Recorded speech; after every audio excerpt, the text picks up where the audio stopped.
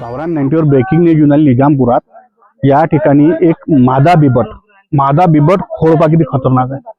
अरे बापरे, एवढं जबरदस्त खोळ आहे, इतकं जबरदस्त खोळ आहे म्हटलं बिबटचं. हे मादी स्वरूपाची असणारा हा बिबट त्या ठिकाणी काहीतरी मृत अवस्थेत आढळली आहे. नेमकं मृताचं कारण काय असं वाटून राहिलं की गळ्यात काहीतरी अटकल्यासारखं बारीक तार दिसून आला. बारीक तार म्हणजे हे शिकार करणारे जे लोक असतात, हे काही सायळ असते किंवा काही प्राणी असतात त्याची शिकार करतात, त्याच्यात ते अटकले आहे. एवढं जबरदस्त खोळ आहे भाऊ म्हटलंय सध्याचं हे. आणि मादी स्वरूपाची हा बिबट आहे. एवढं खतरनाक खोळ या परिसरात आलं कसं? आणि हे जर मादी असेल तर हिचे पिलं आहेत काय? कारण ज्या टेमले तिचे पिलं होतात त्या टेमले त्या ठिकाणी सहज शक्य असं सावध सापडलेलं अशा परिसरात बिबट राहते. आतापर्यंत अचलपूर तालुक्यात 6 ठिकाणी असं बिबट आढळून आलं. मागच्या वेळेसही निजामपूरच्या वरच्या भागातही असं बिबट आढळून आलं होतं. 3 दिवसापूर्व वाघडोच्या परिसरातही बिबटचं एक पिलू पहिल्यांदा जिवंत दुसऱ्या दिवशी मृत आढळलाय. त्यानंतर जमुना परिसरातही बिबट सापडलाय. याशिवाय एक सध्या सलोणा जंगलातही बिबटची नोंद झाली आहे. पण एवढं जबरदस्त खोळ या ठिकाणी मृत अवस्थेत आढळल्याच्यानं खूप मोठी खळबळ होऊन गेली असून तुम्ही जर पाहत असाल या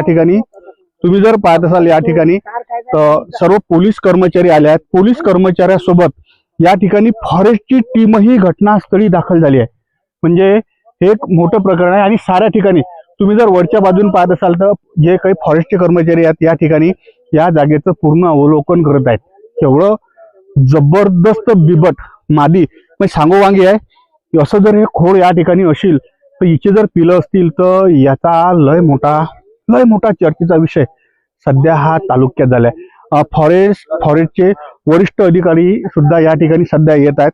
आणि निजामपुरातले जर तुम्ही म्हणसाल तर हजारोच्या संख्येनं तिकडच्या बाजून तुम्ही पाहत असाल तर लोक या ठिकाणी जमा झाले आहेत. आणि शेवटी पोलीस दलाले या ठिकाणी सौम्य बळाचा वापर करून तेले या ठिकाणून पांगून द्या लागलाय. समजा बिबट हा एकच आहे, हे जर मादी असतील तर ही पिला आहेत काय याचीही आता फॉरेस्ट विभागाले म्हणजे चौकशी करावी लागेल. आणि ह्या जर बिबट आणि बारीक असा तार सध्या तरी त्या ठिकाणी दिसत असून तो काहीतरी शिकारीसाठी त्या ठिकाणी गेलाय. आणि सायल सारखं जे प्राणी आहेत तेले पकडण्यासाठी एक जो याच्यात फासा लावला होता त्या फाश्यात ते अटकले आहे. आणि त्यात ते मृत झाले आहे, फाशी लागून मृत झाले आहे. एवढं मोठं खोळ या परिसरात पहिल्यांदाच पाहायला भेटून आलं. आता सगळ्यात मोठं तपास यंत्रणेसाठी एक मोठं चॅलेंज आहे की ज्या कोण्या व्यक्तीनं या ठिकाणी कोणता जीव पकडायसाठी काही फासा लावला होता का, काही अजून दुसरा काही मार्ग लावला होता का, याची चौकशी फॉरेस्ट विभाग करणार आहे. पण झालेली घटना अत्यंत दुर्दैवी आहे. कारण एवढं असं जबरदस्त खोळ, एकदम धष्टपुष्ट खोळ हे जर मृतावस्थेत आढळलं असेल तर वन्य प्राण्याची लय मोठी या ठिकाणी जीव नुकसान झाला आहे. याच्यात आता फॉरेस्ट विभाग कोणती चौकशी करते काय माहित. दादा, तुम्ही जर पाहत असाल निजामपुरातले मोठ्या संख्येत जे लोक आहेत हे पहिल्यांदाच या ठिकाणी अशी एक घटना झाल्याच्यानं मोठी बघ्याची गर्दी केली आहे.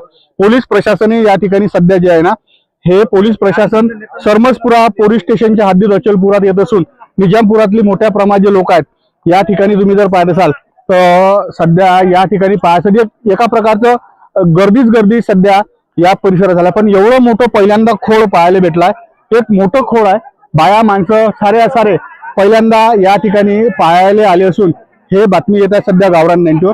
विशेष म्हणजे आज झालेली घटना यात फॉरेस्ट कोणत्या प्रकारची चौकशी करते हे महत्वपूर्ण गोष्ट आहे. कारण ते पारद म्हणजे शिकार करायच्या हिशोबानं त्या ठिकाणी एक बारीक तारासारखं दिसून आलाय. याच्यावर आता फॉरेस्ट कोणत्या प्रकारची कारवाई करून याच्यात काय नेमकी प्रक्रिया पुढे होते हा येणारा टाइम सांगेल. पण ब्रेकिंग न्यूज, मादा बिबट मृत अवस्थेत आढळल्याच्यानं मोठी खळबळ झाली आहे. ते ब्रेकिंग न्यूज गावरान 90 प्रवीण दाळे सोबत साहिल साखरे सोबत निजामपूर, अचलपूर, अमरावती. वृंदावनाशिवाय तुळशीला शोभा नाही, तुळशीशिवाय अंगणाला शोभा नाही. जसे नटल्याशिवाय मुलींचे सौंदर्य खुलत नाही उत्तम पोशाखाशिवाय व्यक्तीचे व्यक्तिमत्व झळकत नाही. तसेच जय श्री कृष्णा फॅशन मधून कपडे घेतल्याशिवाय लोकांना चैनच पडत नाही. तर मग चला आपले विश्वासाचे नाते जपणाऱ्या जय श्री कृष्णा फॅशन मध्ये करूया संपूर्ण परिवाराची खरेदी. जय श्री कृष्णा फॅशन, सदर बाजार,